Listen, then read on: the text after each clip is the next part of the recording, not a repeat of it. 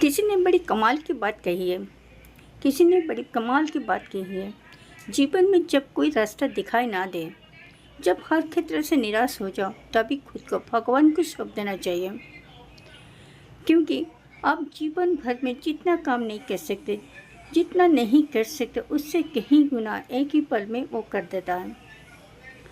जी हाँ दोस्तों, वो बात बिल्कुल सही है। नमस्कार दोस्तों, आप लोगों को मेरे चैनल में स्वागत है। आशा करती हूँ आप लोग ठीक होंगे, तंदुरुस्त होंगे और सुखी जीवन बिताते होंगे। तो आज की एक छोटी सी कहानी, जब कोई रास्ता दिखाई ना दे, एक कहानी एक बार ज़रूर सुन लेना। आपको बहुत मोटिवेशन मिलेगा, बहुत प्रेरणा मिलेगा और मन को शांति मिलेगा। तो चलिए शुरू करते हैं आज की कहानी शुरू करने से पहले आपको एक छोटी सी रिक्वेस्ट है। अगर आप मेरे चैनल में नए हैं तो चैनल को सब्सक्राइब करें और वीडियो अच्छा लगे लाइक करें, कमेंट करें, शेयर करें। तो चलिए शुरू करते हैं आज की कहानी। आज की कहानी, जब कोई रास्ता दिखाई न दे, वही कहानी जरूर एक बार सुन लेना। वो कहानी है महाभारत युद्ध की एक पन्ने की। महाभारत युद्ध का एक हिस्सा है जो आज आपको सुनाने जा रहे हूँ। युद्ध शुरू होने वाला था। युद्ध क्षेत्र को तैयार किया जा रहा था। सारा रास्ते को साफ किया जा रहा था। सारा पेड़ को हटाया जा रहा था। कौरव पांडव के बीच युद्ध होने वाला था। युद्ध भूमि तैयार हो गया और ठीक से माना गया हुआ कि नहीं, उस चीज़ को देखने के लिए युद्ध का एक दिन पहले श्री कृष्ण और उनका मित्र अर्जुन के साथ आके उस जगह में पहुंच गए और मारना करने लगे। सारा चीज़ को घूम कर देख रहे थे, सब कुछ ठीक ठाक हुआ कि नहीं हुआ है, क्योंकि युद्ध जो चलने वाला है। तो उसी समय एक चिड़िया उड़ते हुए भगवान के पास आई। बोले, भगवान, मुझसे क्या गलती हो गई? मेरा दुनिया आप क्यों उजाड़ती है? मेरा दुनिया तो पूरा ख़त्म ही कर दिया। तभी श्री कृष्ण आश्चर्य देखे और उस चीज़ का आप कोई रास्ता निकालो, आप उस चीज़ को करो। भगवान ने पूछे, क्या बात हो गया? न एक हाथी ने इधर युद्धभूमि के लिए आप पेड़ को हटाते हो, सारा चीज़ को साफ सफाई कर रहे हो, उधर ही एक हाथी आया और मेरा पेड़ को गिरा दिया। पेड़ में मेरा घोंसला था, घोंसले में मेरे छोटे छोटे बच्चे थे, सब गिर गए जमीन पर। उसका आप कुछ नया करो। श्री कृष्ण बोले, हम उसमें क्या कर सकते हैं? मेरे हाथ में कुछ नहीं है, सब कुछ ऊपर वाला के हाथ में और नियति का खेल है। तो नियति के आगे सब कुछ बेकार है, हमारा कुछ भी नहीं चलता।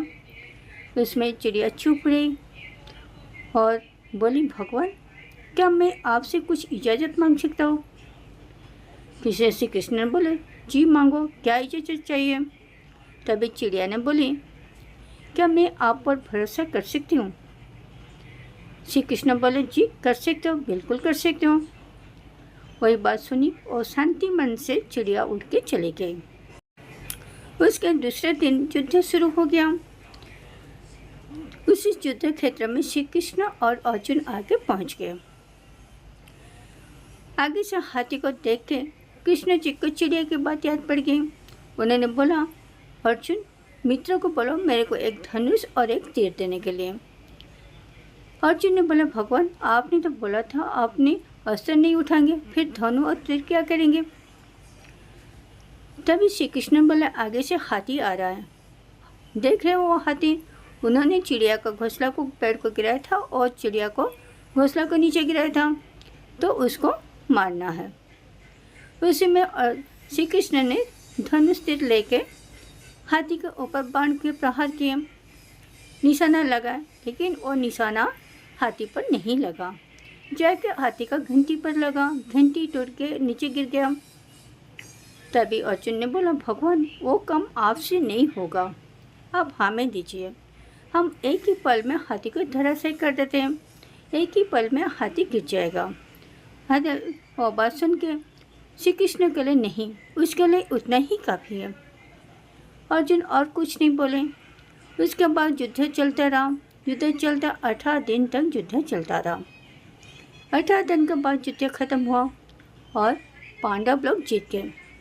तभी वो खुशी खुशी अपने घर वापस गए। उसके कुछ दिन बाद श्री कृष्ण ने बोले कि सारा चीज़ जो बिखर गया है युद्ध क्षेत्र को फिर से साफ सुथरा कर दो। तो सबको आदेश दिए, सब जाकर युद्ध क्षेत्र को साफ कर दिए। उसके बाद श्री कृष्ण अर्जुन के साथ फिर से युद्ध क्षेत्र गए मुआयना करने के लिए, और सही तरह साफ सुथरा हुआ कि नहीं। जाते जाते श्री कृष्ण ने अर्जुन को रास्ते में बोले तो गाड़ी से उतर जा। अर्जुन ने बोले हम तो युद्ध जीत गए और गाड़ी से उतर जाएंगे, रास्ता साफ करेंगे, वो क्या की बात है। वो मन ही मन सोचे, और फिर मन ही मन वो भी सोचे वो तो भगवान है, कुछ भी करा सकते हैं। तो वो गाड़ी से उतर गया। तभी श्री कृष्ण बोले तुम गाड़ी से उतर के वो घंटी को साइड करके रख दो। अर्जुन उतर के घंटी को रास्ते से साइड करके जैसे रखे, घंटी को नीचे से चिड़िया और उसका बच्चे निकले, फटफटाते हुए निकल गए। वो सब देख के अर्जुन का आंखों में आंसू आ गया। वो तभी सोच पाया नहीं, भगवान हम जितना नहीं सोच पाए भगवान उतना कर देते हैं। वो जो घंटी गिराए थे 18 दिन युद्ध चलता रहा। 18 दिन युद्ध चलने के बाद वो चिड़िया और उसका बच्चे को कुछ क्षति नहीं हुआ। उनका रक्षा कवच वो घंटी बन गया, घंटी को बना दी गई। श्री कृष्ण हम उसको घंटी को चिड़िया का रक्षा कवच बना दिए, जिसके वजह से चिड़िया का परिवार से ही सुरक्षित घंटी के नीचे रह गए।